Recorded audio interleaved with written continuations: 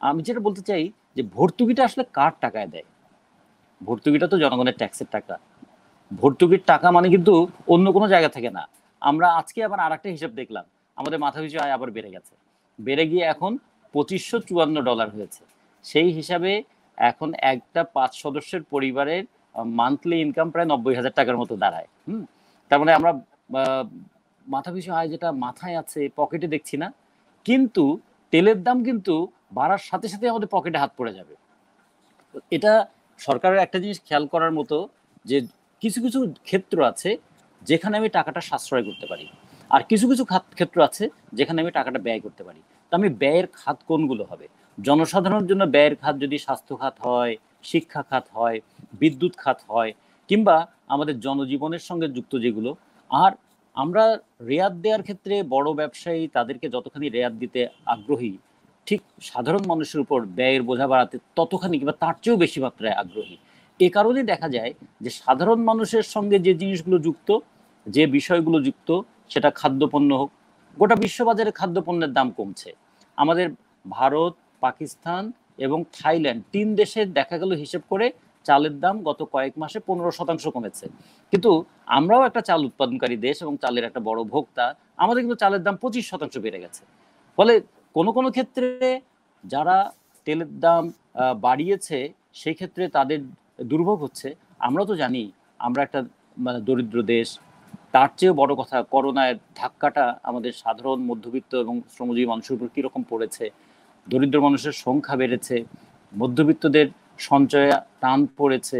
সেই সময় আবার যদি এই তেলের দামের অজুহাতে বলবে যে আমার সবজি পরিবহন খরচ বেড়েছে, সবজির দাম বাড়বে, প্রতি বছর আমরা 20 লাখ টন সয়াবিন তেল খাই, সেটা আমাদের বন্দর দিয়ে আসে, ফলে এমনি তো তেলের দাম দফায় দফায় বাড়ছে, গত মাসেও আবার লিটার প্রতি 10 টাকা বেড়ে গেছে, এখনো এর সঙ্গে পরিবহন খরচ যুক্ত হয়ে জ্বালানি তেল, ভোজ্য তেল, জ্বালানি তেলের দাম বেড়েছে বলে ভোজ্য তেলের দাম বাড়বে, আবার জ্বালানি তেলের দাম বেড়েছে বলে বিদ্যুতের দাম বাড়বে।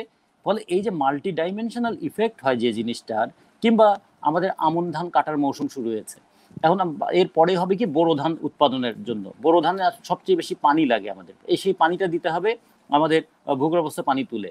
পানির পাম্পগুলো সবই চলে ডিজেল দিয়ে, অল্প কিছু পানির পাম্প আছে যেগুলো চলে এই ইয়ে দিয়ে, ইলেকট্রিসিটি দিয়ে। ফলে ধান উৎপাদন খরচও বেড়ে যাবে। এর যে বহুমুখী প্রভাব, সরকার যদি চিন্তা করতো, আমার জিডিপি যদি 32 লক্ষ কোটি টাকা হয়, সে 32 লক্ষ কোটি টাকার মধ্যে কত টাকা আমার জ্বালানির জন্য ভর্তুকি দিতে হয়? 10,000 কোটি টাকা, 15,000 কোটি টাকা। শুধুমাত্র আমরা এই স্বাস্থ্য খাতেই তো থোক বরাদ্দ 10,000 কোটি টাকা থেকে 7,500 কোটি টাকা ফেরত চলে যেতে দেখলাম। সরকার মাত্র 2,500 কোটি টাকা খরচ করলেন। এমনি করে আমরা অনেক জায়গা আছে যেগুলোকে আমরা বলি, যেটা সরকার তার ব্যয় সক্ষমতা নয় বলে টাকা ফিরিয়ে নিয়ে যায়। আর কোনো কোনো ক্ষেত্রে অনুৎপাদনশীল খাতে ব্যয় বাড়াতে থাকে।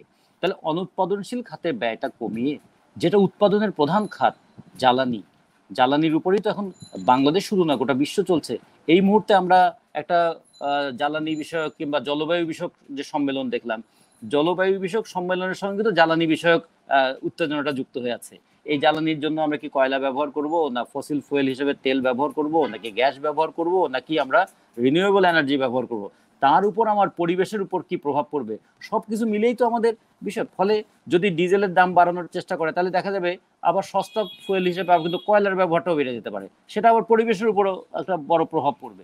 এগুলো সব দিক বিবেচনা করে সরকারের যে কোনো একটা দাম বাড়ানোর সিদ্ধান্ত নেওয়ার আগে অন্তত তার যেটা স্টেক হোল্ডার, একটা সংসদও তো কার্যকর আছে না, যে সংসদকে আমরা যাই বলি না কেন, সরকারের সংসদ তো ওটা, আমাদের কাছে গ্রহণযোগ্য কি যোগ্য না এটা বড় কথা নয়, সরকারের কাছে তো খুবই কার্যকর একটা সংসদ। সেই সংসদেও কি এটা আলোচনা করতে পারতেন না? আলোচনা হয়নি, মন্ত্রী জি। মন্ত্রী পরিষদেও কি এটা আলোচনা করতে পারতেন না? কিংবা সরকার সমর্থিত যে সমস্ত আমাদের অর্থনীতিবিদ আছেন, তাদের দিয়েও কি একটা রাউন্ড টেবিল করে জনগণকে বলতে পারতেন না যে ভাই আর পারলাম না, দাম বাড়ানোর এই কষ্টকর সিদ্ধান্তটা আমাদের নিতে হলো কারণ উপায় ছিল না বলে। তাহলে তখন আমরা বলতে পারতাম কোন কোন জায়গায় উপায় ছিল আয় বাড়ানোর, কোন কোন জায়গায় উপায় ছিল দাম না বাড়ানোর। এই বিতর্কটা আমরা করতে পারতাম। এই বিতর্কটা আমাদের করার কোনো সুযোগ থাকলো না।